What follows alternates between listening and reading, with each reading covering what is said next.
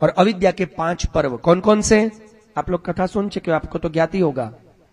अविद्या के 5 पर्व कौन कौन से हैं?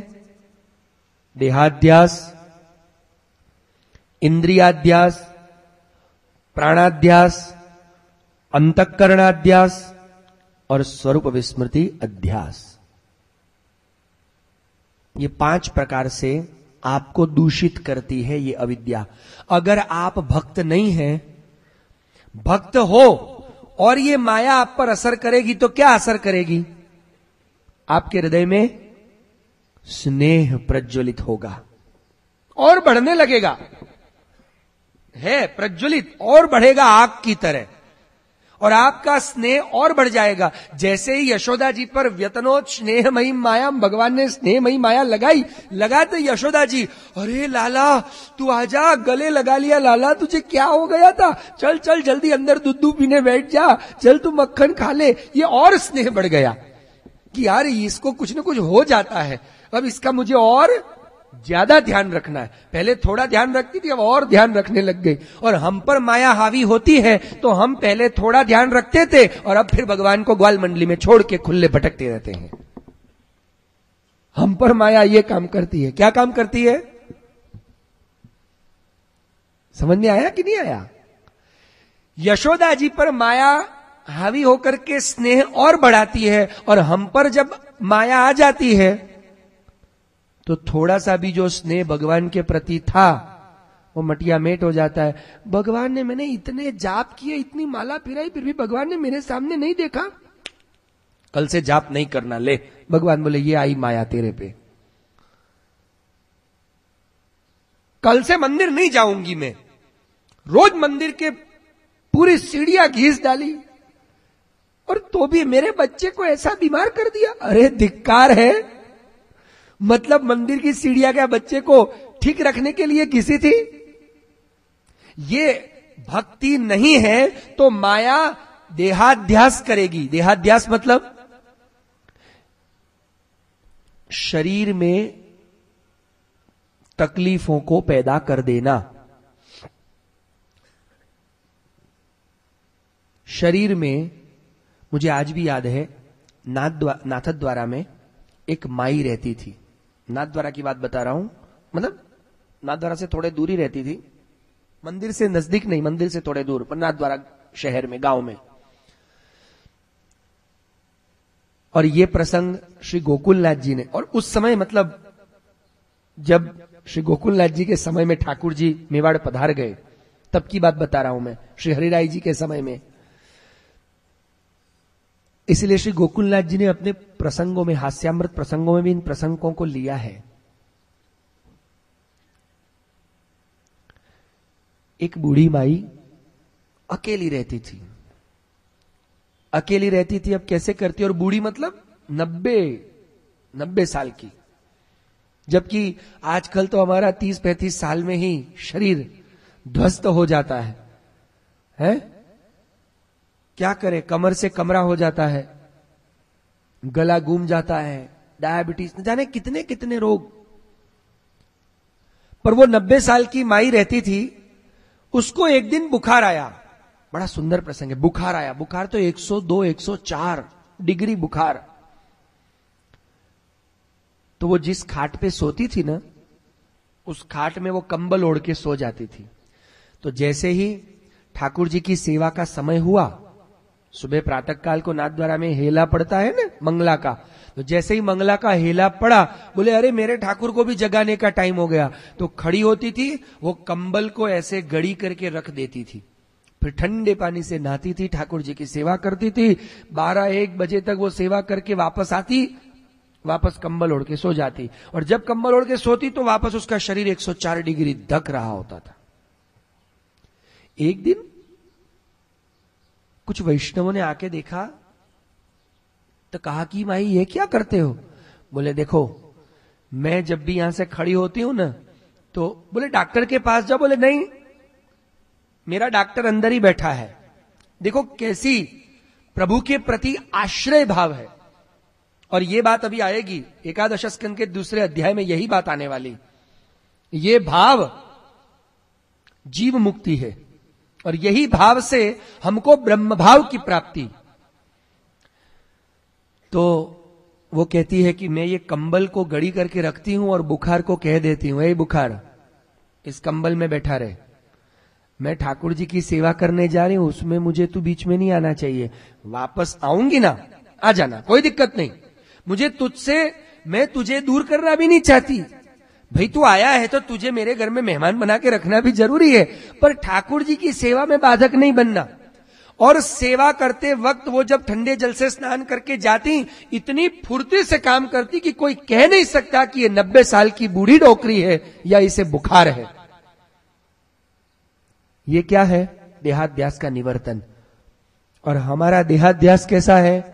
बुखार ना भी हो तो आज पता नहीं कुछ सेवा करने का थोड़ा सा मन कम हो रहा है, आज ऐसा करे, आज श्रृंगार करने में थकावट सी हो रही है, आज ठाकुर जी को फटाफट एक टोपी धरा दो बस, आज मुकुट मुकुट धराने में टाइम नहीं बिगाड़ना, उसमें हमको टाइम बिगाड़ा लगता है, आज फटाफट एक गुंजामाला पहना दो बस, आज जरा कहीं जाना है बस। तो ये उसमें देह का अध्यास आया ना, भाई शरीर जाना है, भागा दौड़ी हो जाएगी, थक जाऊंगा, मैं थक गया, ये देहाध्यास। गर्मी परेशान करती है सेवा में, भूख प्यास परेशान करती है सेवा में, पर देहाध्यास का निवर्तन। और वो देहाध्यास का निवर्तन कैसे होगा? देहाध्यास मतलब क्या? ये माया जब किसी अभक्तों पर हावी होती है, मतलब जिनका निरोध सिद्ध नहीं हुआ है और जिन पर अभी भी प्रभु के प्रेम का आवरण नहीं चढ़ा या प्रेम से लबालब जो नहीं भरे हैं, ऐसे अगर सामान्य जीवों पर जब ये माया अविद्या के रूप में आघात करती है तो देहाध्यास पैदा करती है। तो देहाध्यास मतलब क्या? सिर्फ आलस्य?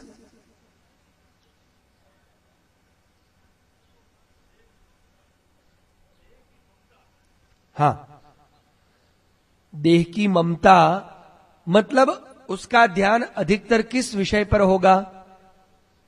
उसका ध्यान देह की पुष्टि पर होगा, देह को संभालने में उनका ध्यान ज्यादा होगा, देह को कष्ट नहीं पड़ना चाहिए। इसलिए जब वो ठाकुर जी की सेवा भी करेगा तो देह को कष्ट पड़े ऐसे सेवा नहीं करेगा। ठाकुर जी को कष्ट पड़े तो कोई दिक्कत नहीं है, पर देह को कष्ट नहीं पड़ना चाहिए। देह की सुविधा का ध्यान ज्यादा रखना। इतना ही नहीं, देहाध्यास के रूप में भगवान दशम स्कंद में कथा आती है, धेनुकासुर का उद्धार किया, तो देहाध्यास के रूप में रहा हुआ धेनुक, धेनुक माने गधा। गधा क्या करता है? क्या करता है मालूम है? हैं? वो कहते हैं लौटता रहता है, वो कहते हैं दुलत्ती मारता है, मतलब उसमें बहुत सारे गुण हैं, आपने दो ही बताए। पर गधे को वैशाख नंदन भी कहते हैं। वैशाख नंदन क्यों कहते हैं मालूम है? मालूम है आपको गधे का नाम क्या? वैशाख नंदन, ये तो मालूम है ना? नहीं मालूम?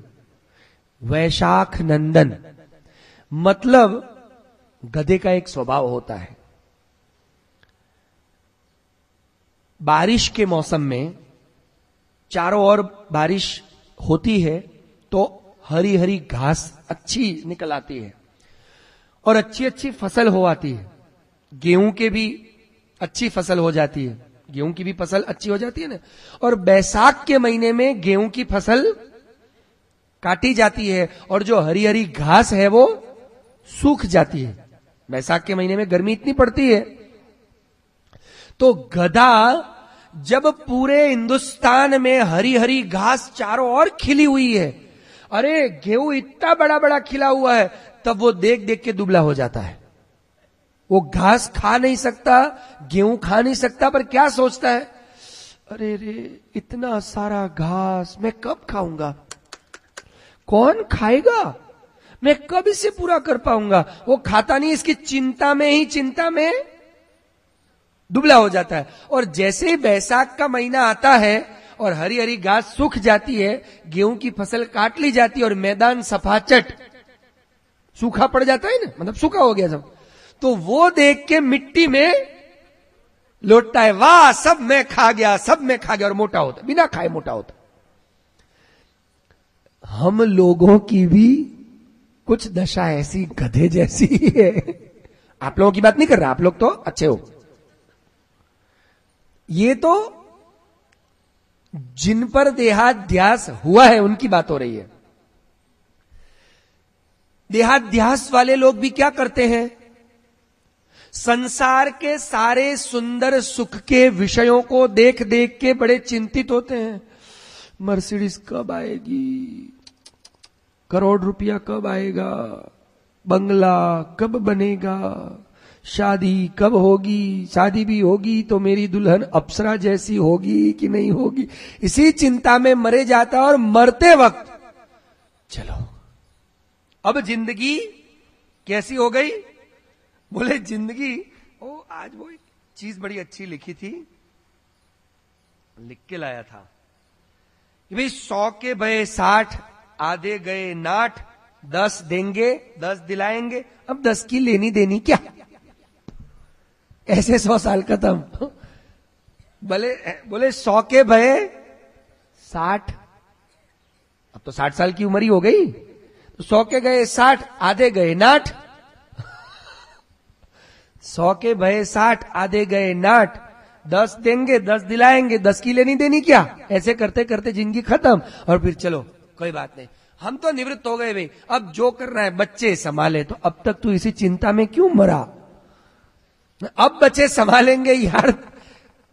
अब बात समझ रहे हो, जो करना था जिस वक्त करना था उस वक्त वो नहीं करा, भविष्य की चिंता में, भूतकाल की यादों में वर्तमान को बर्बाद करते करते जब अंतिम छोर पे आया, बोले अब निवृत्त हो गए, अब यार अब निवृत्त होकर के भी क्या।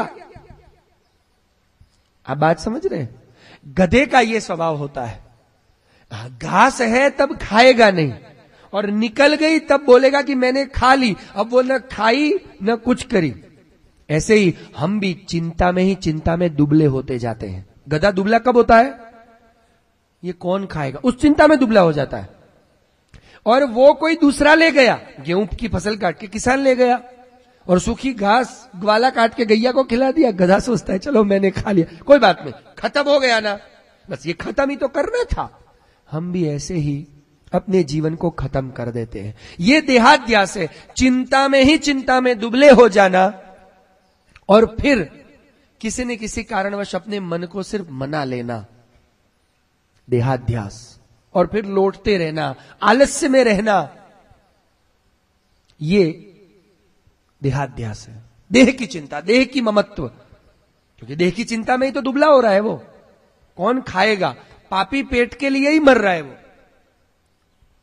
तो देहाध्यास को दूर करने के लिए विद्या के 5 पर्व कौन कौन से, देखिए इधर देखिए, ये अंगूठा है वो देहाध्यास है, इंद्रियाध्यास, प्राणाध्यास, अंतःकरणाध्यास, स्वरूप विस्मृति अध्यास। क्योंकि अब ये बार बार नहीं बोलूंगा, फिर आप याद रख के मुझे बताना, क्योंकि मेरी मेमोरी जरा लॉस हो जाती है। देहाध्यास को दूर करने के लिए वैराग्य, देहाध्यास को दूर करने के लिए वैराग्य, इंद्रियाध्यास को दूर करने के लिए सांख्य, सांख्य माने ज्ञान, प्राणाध्यास को दूर करने के लिए योग, योग माने ये आपका ये वो वाला योगा नहीं, वो बाबा रामदेव जी वाला योगा नहीं, वो तो योगा है, मैं योग की बात कर रहा हूं। वो कौन सा योग, वो भी देखेंगे अपन। वैराग्य, सांख्य, योग, अंतःकरणाध्यास को दूर करने के लिए तप, और स्वरूप विस्मृति अध्यास के दूरीकरण के लिए भक्ति। और इसीलिए एकादश स्कंद के पहले अध्याय से 5वें अध्याय तक इन्हीं 5 विषयों की चर्चा की गई है। और ये चर्चा ही नहीं, लीला प्रभु करते हैं। मतलब वैराग्य प्रकट भी कौन करेगा हमारे अंदर? प्रभु। हम वैराग्य प्रकट नहीं कर सकते। पहले अध्याय में वैराग्य की चर्चा है, दूसरे अध्याय में किसकी चर्चा है? बोलिए। हां, सांख्य। सांख्य माने ज्ञान।